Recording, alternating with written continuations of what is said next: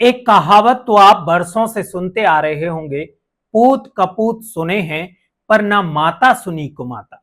लेकिन आज की इस कहानी को जब आप सुनेंगे तो आपके मुंह से सिर्फ एक ही शब्द निकलेगा कि ऐसी मां भगवान किसी को ना दे।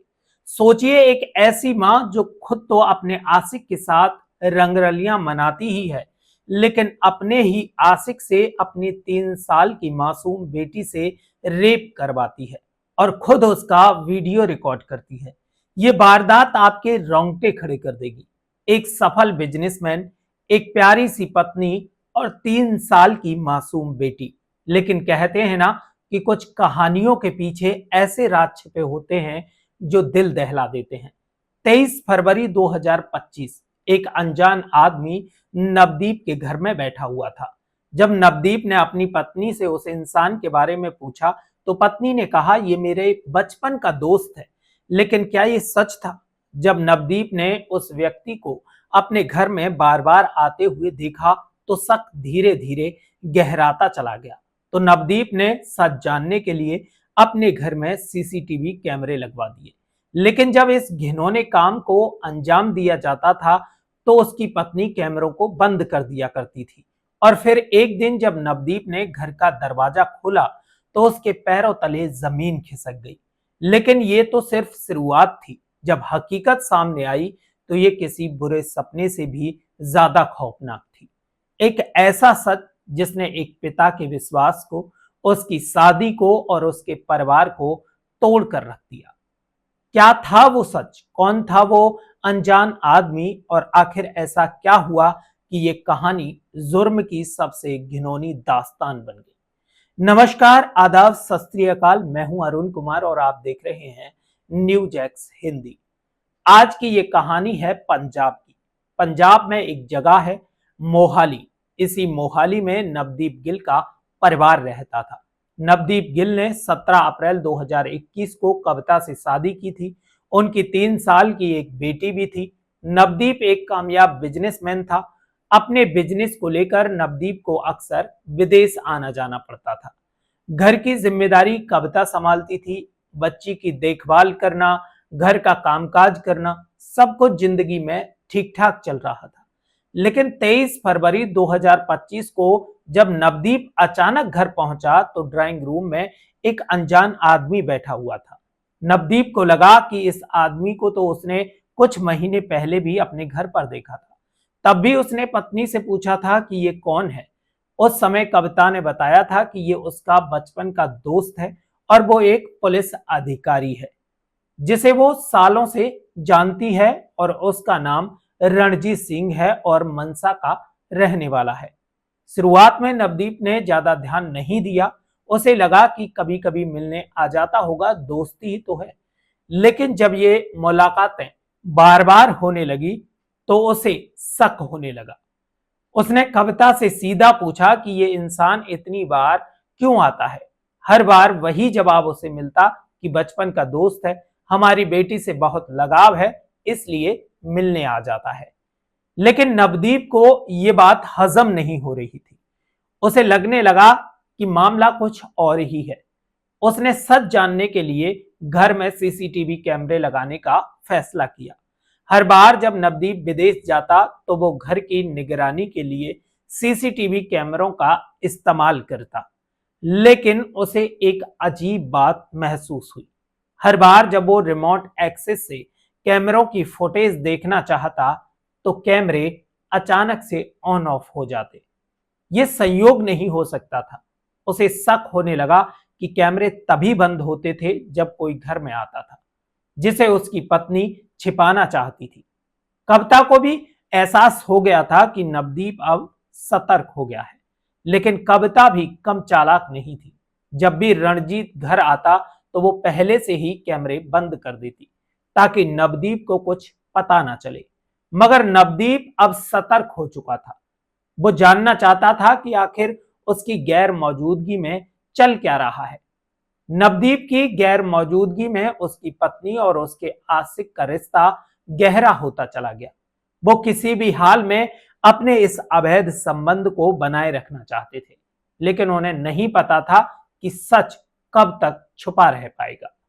यह सिलसिला कई महीनों तक चलता रहा।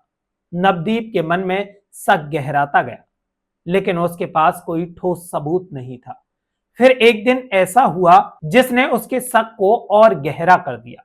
उस वक्त नवदीप बिजनेस मीटिंग के सिलसिले में लंदन गया था, लेकिन जैसे ही उसने घर के सीसीटीवी कैमरे को मॉनिटर करने की कोशिश की, एक बार फिर कैमरे ऑफ हो गए।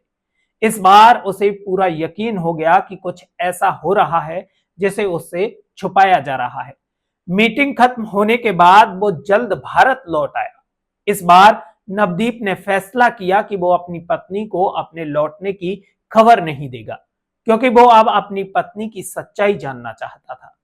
21 मार्च को नवदीप अचानक बिना बताए अपने घर पहुंचा। उसने चुपचाप अपनी स्पेयर चाबी से दरवाजा खोला और अंदर दाखिल हुआ। पूरे घर में एक अजीब सा सन्नाटा था, लेकिन बेडरूम की हलचल ने उसका ध्यान खींच लिया। जैसे ही उसने दरवाजे की ओर देखा, उसकी सांसें थम गई। उसके सामने उसकी पत्नी कविता और रणजीत आपत्तिजनक हालत में थे। यह नजारा उसकी कल्पना से परे था। एक पल में उसकी दुनिया बिखर गई। गुस्से और धोखे की आग में जलते हुए नवदीप ने जवाब मांगा, लेकिन इससे बात और बिगड़ गई। बहस शुरू होते ही रणजीत बीच में आ गया।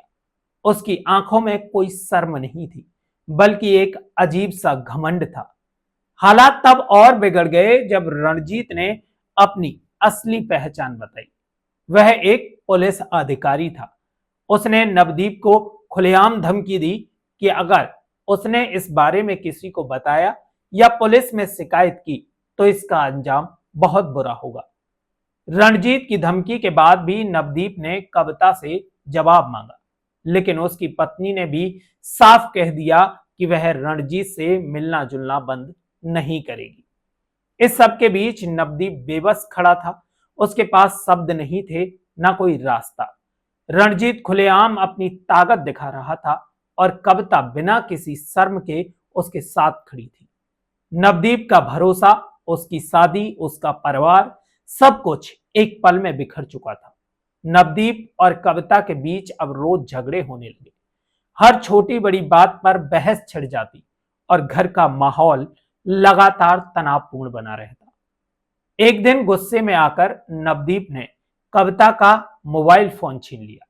वह देखना चाहता था आखिर रणजीत से उसकी बातचीत कितनी आगे बढ़ चुकी है, लेकिन कविता ने फोन वापस लेने के लिए उसे धक्का मुक्की कर दी। नवदीप ने कविता को सोफे पर धक्का दिया और मोबाइल लेकर बेडरूम में चला गया। जब उसने मोबाइल खंगालना शुरू किया तो जो सच सामने आया उसने उसे अंदर तक हिला दिया। स्क्रीन पर व्हाट्सएप चैट खुली और जैसे जैसे उसने मैसेज स्क्रॉल किए, उसकी आंखें फटी की फटी रह गई। एक पिता के लिए यह जानना कितना भयानक हो सकता है कि उसकी पत्नी, जो उसकी बेटी की मां भी थी, पिछले 1 साल से रणजीत के साथ रिश्ते में थी। कविता जिसे बचपन का दोस्त बता रही थी, असल में वह उसका बचपन का दोस्त नहीं था। चैट में यह साफ हो गया कि दोनों की मुलाकात 1 साल पहले एक सैलून में हुई थी। वहीं से बातचीत शुरू हुई, फिर दोस्ती बढ़ी और धीरे धीरे ये दोस्ती बेडरूम तक पहुंच गई। लेकिन जब उसकी नजर गैलरी पर गई तो उसने सोचा भी नहीं था कि उसे ऐसा कुछ देखने को मिलेगा जो उसकी पूरी दुनिया हिला कर रख देगा। उसकी उंगलियों ने जैसे ही स्क्रीन को स्क्रॉल किया तो उसकी नजर एक वीडियो पर पड़ी। फाइल के नाम पर ध्यान गया तो कुछ समझ नहीं आया, लेकिन जैसे ही उसने उसे प्ले किया तो उसकी सांसें थम गई। स्क्रीन पर उसकी 3 साल की मासूम बेटी थी। नवदीप के पैरों तले जमीन खिसक गई। बीबी पर उसने आंख बंद करके भरोसा किया, वही उसकी मासूम बेटी के साथ ऐसा गंदा खेल खेल रही थी। मोबाइल में जो वीडियो था उसमें उसकी 3 साल की बेटी थी जो डरी सहमी खड़ी थी। सामने वही दरिंदा था जो खुद को पुलिस वाला बताता था, जो उसकी बीबी का आशिक था। वो बच्ची को जबरदस्ती पकड़ रहा था, गलत तरीके से छू रहा था, और सबसे ज्यादा शर्मनाक ये था कि उसकी बीबी खुद ये सब अपने फोन से रिकॉर्ड कर रही थी। नवदीप को चक्कर आ गया। गुस्से में उसका खून खोल रहा था। मोबाइल स्क्रीन पर जो दिख रहा था उस पर यकीन करना मुश्किल था। उसकी मासूम 3 साल की बेटी के साथ घिनौना अपराध हुआ था और इसे अंजाम देने वाला कोई और नहीं बल्कि उसकी पत्नी का प्रेमी था। सबसे भयानक सच ये था, इस अमानवीय कृत्य को खुद उसकी बीबी कैमरे में रिकॉर्ड कर रही थी। जैसे ही वीडियो देखा, नवनीत थाने गया, पुलिस को पूरी कहानी सुना दी।